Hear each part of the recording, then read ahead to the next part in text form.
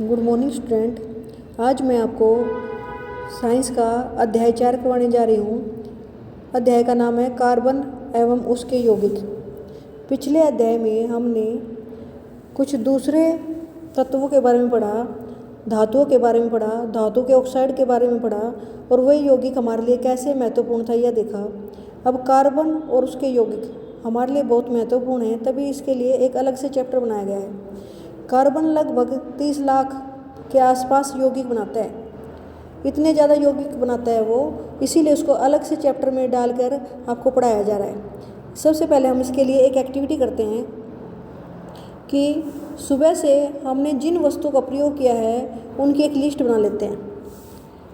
फिर उस लिस्ट को हम कंपेयर करेंगे और या कंबाइन करेंगे, इकट्ठा करेंगे अपने दूसरे सहपाठी के द्वारा जो लिस्ट बनाई गई है कि हमने सुबह से कौन कौन सी वस्तु यूज की है, उनमें से धातु से बनी हुई कौन सी वस्तु है। फिर उसे अलग अलग करेंगे, उसे वर्गीकृत कर देंगे अलग अलग और कहाँ रखेंगे। जो ये टेबल दी हुई है धातु से बनी हुई वस्तु, मान लो हमने कोई चम्मच यूज किया, कटोरी यूज की, तो हम धातु से बनी हुई वस्तु यूज में रख देंगे। कांच से बनी हुई चीज़ सुबह से लेकर हमने कितनी यूज की, कांच की प्लेट, कांच की कोई कटोरी, या मिट्टी से बनी हुई वस्तु जैसे हमने घड़ा, मटका यूज किया या कोई छोटा सा बाउल यूज किया, तो हम उसे मिट्टी से बनी हुई वस्तु में रख लेंगे। इसके अलावा हम जो भी चीज़ यूज करते हैं सुबह से लेकर उसे इस अन्य वाले कॉलम में रख देंगे। इस अन्य वाले कॉलम में तुम देखोगे कि क्या क्या आ जाएगा। भोजन जो सुबह से हम खा रहे हैं, कपड़ा जो यूज कर रहे हैं, दवाएं, पुस्तकें, ये सारी चीज़ें किससे बनी हुई है, इनका आधार कार्बन है। इसके अंदर कार्बन जरूर मिलेगा। अगर हम सोचे कि इसके अंदर कार्बन है, कैसे पता चले, इनमें से किसी भी चीज़ को आप जलाओगे तो कार्बन डाइऑक्साइड गैस निकलेगी। कार्बन की पहचान क्या है, इसके अंदर कार्बन है। जब कार्बन आधारित चीज़ को जलाया जाता है तो कौन सी गैस निकलती है, कार्बन डाइऑक्साइड। और कार्बन डाइऑक्साइड को अगर हम टेस्ट करके देखें कि कौन सी गैस है, कि कार्बन डाइऑक्साइड गैस है, कैसे पता चलेगा। वो जली हुई तिल्ली को, अगर एक जलती हुई तिल्ली उसके पास लेके जाए तो वो उसको बुझा देगी।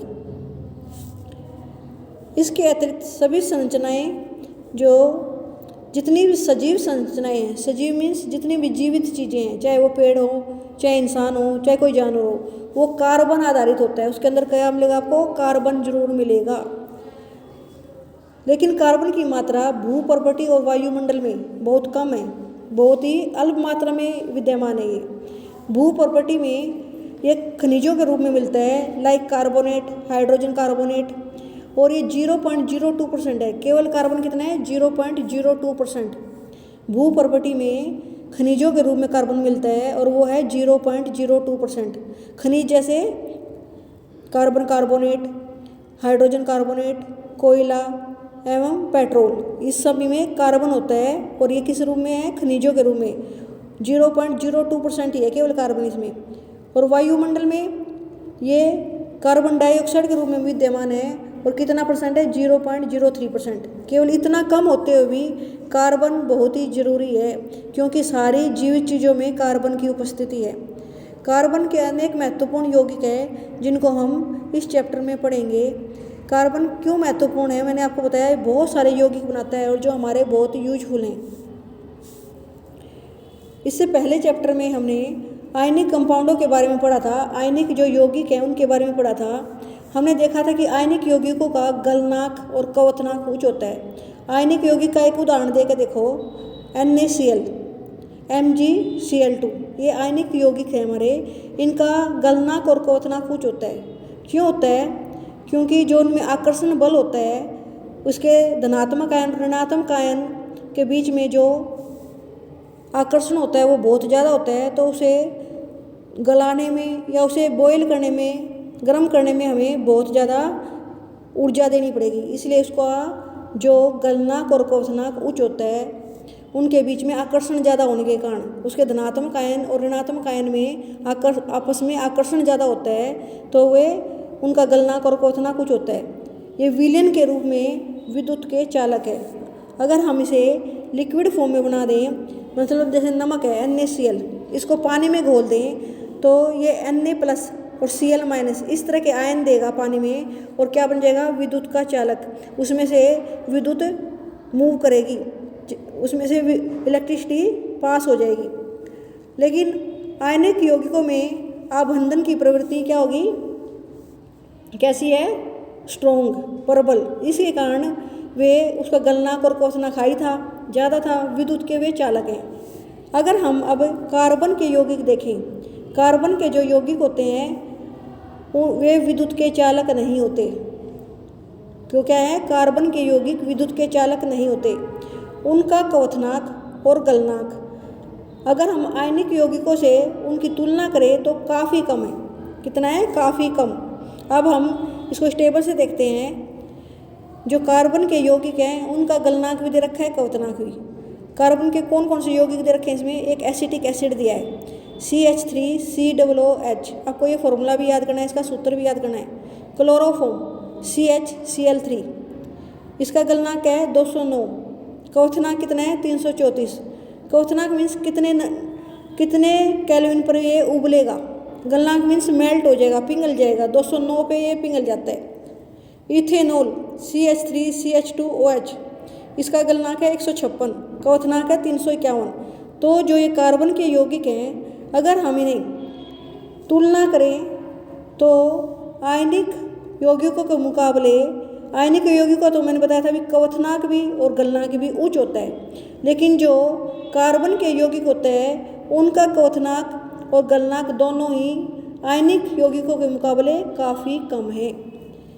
ऐसा क्यों है, क्योंकि इनके अंदर, इनके परमाणुओं के बीच प्रबल आकर्षण बल नहीं होता। इनके जो परमाणु हैं उनके बीच आकर्षण बल कम होता है, इसीलिए ये गलनांक और क्वथनांक कार्बन के यौगिकों का कम होता है। दूसरा, ये विद्युत के कुचालक है, मीन्स विद्युत को अपने अंदर से गुजरने नहीं देते। इसका रीजन क्या है, इसके पीछे जो ये यौगिक हैं किसी प्रकार की आयन की उत्पत्ति नहीं करते। अगर बिजली को किसी विलयन में से गुजरना है तो उसमें आयन की उपस्थिति होगी तो ही गुजर सकती है। जो आयनिक कंपाउंड हैं, आयनिक यौगिक हैं, वे किसी पानी में अगर हम घोलते हैं तो आयन देते हैं और इसी के कारण से उसमें से विद्युत पास हो जाती है। लेकिन जो कार्बन के यौगिक हैं, अगर हम इन्हें पानी में घोलेंगे तो किसी प्रकार का कोई आयन नहीं छोड़ते, इसीलिए ये विद्युत के कुचालक होते हैं, सुचालक नहीं होते। अब हमने कक्षा 9 में विभिन्न तत्वों की संयोजन क्षमता और संयोजकता इलेक्ट्रॉन के बारे में पढ़ा था। जैसे हम Na सोडियम ले लें, सोडियम की जो परमाणु संख्या है वो 11 होती है। अगर हम उसका इलेक्ट्रॉनिक विन्यास करें तो वो हो गया 2 8 1। तो उसका संयोजकता इलेक्ट्रॉन कौन सा हो गया, 1। जो उसके सबसे बाहर की कक्षा में जो इलेक्ट्रॉन होंगे उसे उसका बोलेंगे संयोजकता इलेक्ट्रॉन। अब हम कार्बन के बारे में पढ़ रहे हैं तो कार्बन का इलेक्ट्रॉनिक विन्यास देखें तो अगर उसकी कार्बन की संख्या है 6, कार्बन की परमाणु संख्या कितनी होती है, 6। ये याद कर लो, कार्बन की परमाणु संख्या क्या है, 6। अगर हम इसका इलेक्ट्रॉनिक विन्यास करें K और L सेल में इसको बांटें तो K में 2 और L में 4 इलेक्ट्रॉन हैं। तो इसका संयोजकता इलेक्ट्रॉन कितने हो गए, 4। जो सबसे बाहरी कक्षा में इलेक्ट्रॉन होते हैं उसे संयोजकता इलेक्ट्रॉन बोलते हैं और ये ही बंध बनाने में, आबंध बनाने में मुख्य भूमिका निभाएंगे। और ये आबंध क्यों बनाते हैं, क्योंकि उन्हें बाहरी कक्ष को पूरा भरने तक वो जब तक एक्टिव रहते हैं, जब तक प्रयास करते रहते हैं, जब तक उनका बाहरी कोष पूरी तरह न भर जाए और वे उत्कृष्ट गैस विन्यास को प्राप्त कर ले। ये हमने 9th क्लास में पढ़ा था। तब तक ये क्या रहेंगे, अभिक्रियाशील। तब तक क्रिया करते रहेंगे जब तक उन्हें उत्कृष्ट गैस विन्यास न मिल जाए, उसका बाहरी कक्ष पूरा न भर जाए, तब तक ये अभिक्रियाशील रहेंगे। आयनिक यौगिक बनाते टाइम तत्व बाहरी कोष को में पूरे इलेक्ट्रॉन प्राप्त करने के लिए क्या करेंगे, या तो इलेक्ट्रॉन दे देंगे या इलेक्ट्रॉन ले लेंगे। उत्कृष्ट गैस विन्यास को प्राप्त करने के लिए अब कार्बन को क्या करना पड़ेगा, अगर कार्बन को उत्कृष्ट गैस विन्यास प्राप्त करना है तो उसके जो L सेल है उसमें 4 इलेक्ट्रॉन हैं। तो उस 4 इलेक्ट्रॉन को पूरा करने के लिए, L सेल को पूरा करने के लिए उसे 4 इलेक्ट्रॉन या तो लेने पड़ेंगे या -4 या 4 इलेक्ट्रॉन देने पड़ेंगे। लेकिन ऐसा करना काफ़ी मुश्किल होगा। क्यों मुश्किल होगा, अगर कार्बन अपने 4 इलेक्ट्रॉन और किसी से प्राप्त कर लेता है तो उसके ऊपर क्या आ जाएगा, 4 का ऋण आयन, वो ऋणी हो जाएगा 4 इलेक्ट्रॉन किसी और से लेकर। अब 6 प्रोटॉन है, उसके जो नाभिक में है प्रोटॉन तो हो गए 6 और इलेक्ट्रॉन हो गए 10। 4 अतिरिक्त इलेक्ट्रॉन धारण करना उसके लिए बहुत मुश्किल है। देखो उसका जो मान लो एक कार्बन का एक परमाणु है, उसके नाभिक में कितने प्रोटॉन है 6, क्योंकि उसका परमाणु संख्या है 6। और उसके जो बाहर इलेक्ट्रॉन घूम रहे हैं के शेल में 2 हैं और एल शेल में 4 हैं, 1 2 3 4। अब उसको 4 इलेक्ट्रॉन या तो वो किसी से लेके मान लो ऋणायन बन जाए 4 और ले ले, तो उसके पास टोटल 10 इलेक्ट्रॉन हो जाएंगे बाहर के शेल में। 10 इलेक्ट्रॉन और न्यूक्लियस में उसके जो नाभिक में 6 प्रोटॉन है, ऐसा करना बहुत ही मुश्किल है। तो वो ऐसा नहीं कर पाएगा कि वो 4 इलेक्ट्रॉन किसी से ले ले। अब ये 4 इलेक्ट्रॉन अगर खोता है, अगर वो सोचा है कि 4 इलेक्ट्रॉन किसी को देकर धनायन बन जाए, C4+ बन जाए, तो उसके नाभिक में फिर से 6 प्रोटॉन है। नाभिक में कितने 6 प्रोटॉन और उसके बाहर कितने 2 इलेक्ट्रॉन रह जाएंगे और 4 इलेक्ट्रॉन उसको देने हैं। लेकिन जो परबल उनके बीच में आकर्षण बल होगा, जो उसके प्रोटॉन उसको खींच रहे होंगे, तो जो बाहर के 4 इलेक्ट्रॉन हैं उनको वो छोड़ने नहीं देता, बाहर छोड़ने नहीं देगा। उसको बाहर निकलने के लिए उन 4 इलेक्ट्रॉन को अत्यधिक ऊर्जा की आवश्यकता होगी। अब जो इसकी एक कमी आ रही है कि वो 4 इलेक्ट्रॉन ले भी नहीं पा रहा और दे भी नहीं पा रहा, इस कमी को पूरा करने के लिए कार्बन क्या करेगा, कार्बन अपने अन्य परमाणु या अन्य तत्वों के परमाणु के साथ संयोजकता इलेक्ट्रॉन की साझेदारी करेगा। अगर उसे आबंध बनाने हैं तो इलेक्ट्रॉनों की साझेदारी करेगा। केवल कार्बन ही नहीं बल्कि अन्य तत्व भी इस प्रकार से इलेक्ट्रॉनों की साझेदारी करते हैं। जिन इलेक्ट्रॉनों की साझेदारी की जाती है दोनों परमाणु के बाहरी कोश के होते हैं। जब 2 परमाणु आपस में साझेदारी करेंगे इलेक्ट्रॉनों के, तो वे परमाणु के बाहर के कक्ष के होंगे। इसके फलस्वरूप दोनों ही परमाणु उत्कृष्ट गैस विन्यास को प्राप्त कर लेते हैं। कार्बन के यौगिकों की चर्चा करने से पहले हम कुछ सामान्य अणुओं की चर्चा करते हैं। इसमें से जो सबसे पहला है वो है हाइड्रोजन। हाइड्रोजन का के शेल में 1 इलेक्ट्रॉन होता है। ऐसे ही अगर दूसरे हाइड्रोजन के भी के शेल में 1 इलेक्ट्रॉन है, अगर ये आबंध बनाएंगे तो कैसे साझेदारी करेंगे, ये हाइड्रोजन इस तरह से दूसरे हाइड्रोजन का 1 इलेक्ट्रॉन लेकर अपने के शेल को पूरा कर लेगा। दूसरा हाइड्रोजन भी अपने इलेक्ट्रॉन के साथ दूसरे इलेक्ट्रॉन को लेता हुआ अपने के शेल में 2 इलेक्ट्रॉन पूरा कर लेगा। इस तरह से वो साझेदारी के द्वारा आबंध बनाते हैं। अब जो ये इन्होंने 1 इलेक्ट्रॉन की जो साझेदारी की है, इसको हम एक एकल आबंध से दिखाते हैं। ऐसे एक लाइन दिखा देंगे, एक रेखा दिखाकर इसके आबंध दिखाए जाते हैं। इस तरह से ये जो सबसे सिंपल वाला जो आबंध है मैं आपको वो दिखाया है। इसका जो अणु बना H2, H और H मिलकर क्या बन गया H2। H2 कैसे बनता है, आपस में ये सहसंयोजी आबंध बनाते हैं।